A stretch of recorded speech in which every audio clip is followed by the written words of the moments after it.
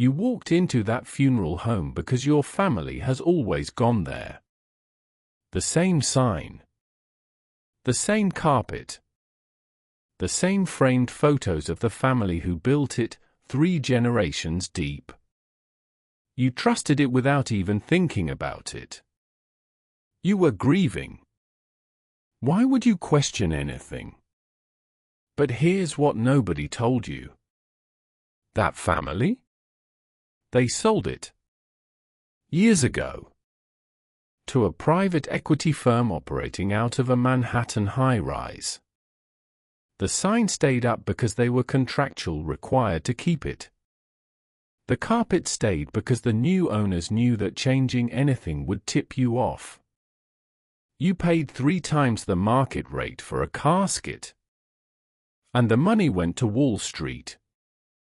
This is the death industry. And it's one of the most perfectly engineered financial extraction machines on earth. Every industry has a pressure valve. If a restaurant charges too much, you go somewhere else. If a car brand loses your trust, you switch. Economics runs on that flexibility. On choice. On your ability to walk away. The funeral industry doesn't have a pressure valve. You don't shop around when you're standing next to someone you've just lost. You don't negotiate over cremation packages 48 hours after the phone call that changed everything. You sign what they put in front of you. You pay what they ask. Because the alternative, what, arguing? Walking out? Is unthinkable. Economists call this perfectly inelastic demand. Wall Street calls it a goldmine. The global funeral market has already surpassed $23 billion. It's tracking toward $34 billion. And behind almost all of that growth is a story of quiet, methodical, invisible corporate consolidation that most people will never see until they're already inside it. Already paying. Already grieving. Already gone. For most of the 20th century, the funeral industry was deeply local. Small towns had 1 or 2 homes. Built by families. Passed down through generations. Nobody got rich. But nobody needed to. These businesses ran on reputation, on community ties, on the implicit promise that when the worst happened, someone who knew you would be there. Then in the 1990s, a company called Service Corporation International started executing what the private equity world would later call a roll-up. They started buying. Quietly. 1 home at a time. A town in Ohio. A suburb in Texas. A neighborhood in California. By the time most people noticed what was happening, SCI owned over 1,900 funeral homes and 400 cemeteries across North America. But the real genius of the roll-up wasn't the acquisition. It was the deception.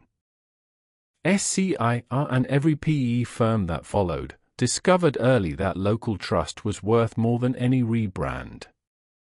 So they left everything exactly as it was. The name on the sign. The family photos in the lobby.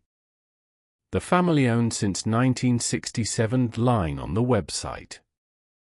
The Smiths just don't own it anymore. And in most states there's no legal requirement to disclose the change. You'd have to dig through state business registrations to find out. Nobody does that at a funeral home. But PE didn't stop at the funeral home. They moved earlier in the timeline. Into hospice. Here's how hospice billing works. Medicare, the federal insurance program for Americans over 65, pays hospice providers a flat daily rate for every patient enrolled. Around $200 per day. Per patient. Regardless of how much actual care is delivered. That structure was designed to give providers financial predictability. Private equity turned it into a revenue mechanism. PE-backed hospice companies began enrolling patients who weren't actually terminally ill. People with advanced dementia. People with managed chronic conditions. Families who had been gently, skillfully told that hospice was the compassionate choice. These patients stayed enrolled for months. Sometimes years. Generating $200 a day while the company simultaneously cut nursing staff, reduced visit frequency, and pocketed the margin.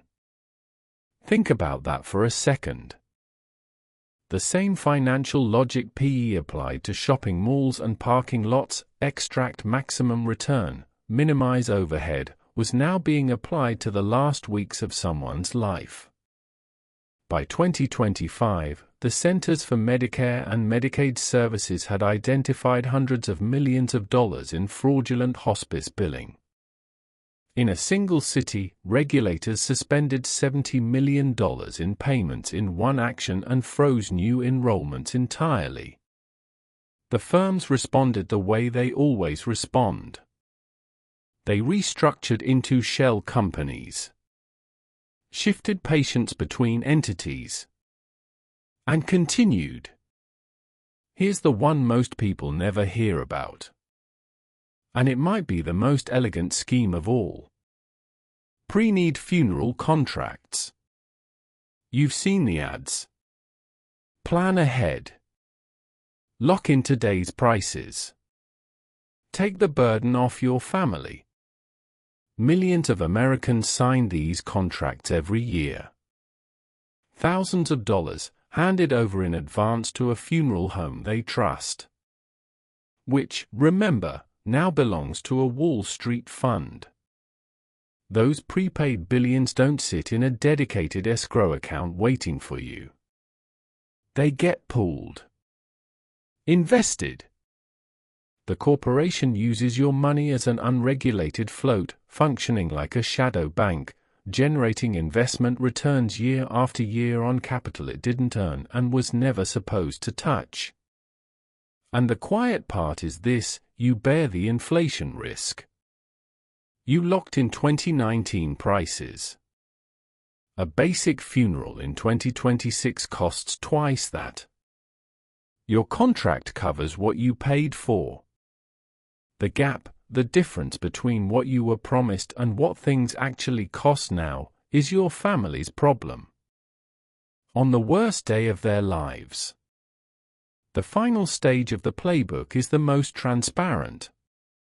Once a PE firm has quietly acquired every funeral home within a 40-mile radius, through different shell entities, different trade names, all tracing back to the same parent fund, something predictable happens to prices. A cremation that cost $800 at the independent family home in 2015 now runs $2,400. A standard burial package is up 200–300% in some markets. And there's nowhere else to go. Because the competitor you thought existed? Also owned by the same fund. Different name. Same ledger. The 2025 and 2026 regulatory crackdowns came. CMS suspended payments. Investigations opened. But the money had already been extracted. The leveraged buyout debt had already been loaded onto the acquired businesses. The management fees had already been taken. The families had already paid. Here's what this really comes down to. Private equity didn't create grief. They didn't make dying expensive. What they did was identify a market where human psychology, shock, time pressure, guilt, love, guarantees pricing power. where rational decision-making collapses completely. And they moved in before anyone was watching. The next time someone explains to you how free markets reward efficiency, remember this. Sometimes the most efficiently run industry is the one extracting maximum value from people at their most vulnerable. Not through fraud. Not even through deception, technically. Through structure. Through design. What can you actually do? More than you think. If you haven't looked up who owns your local funeral home, it takes 3 minutes in your state's business registry. If you're considering a pre-need contract, find out exactly who holds the funds and what your inflation protections actually are. And if you ever find yourself making these decisions under pressure, know that you are allowed to wait. You are allowed to ask questions. You are allowed to walk out. The name on the sign might mean nothing. But your decision still can. This is for educational and entertainment purposes only. Not financial advice.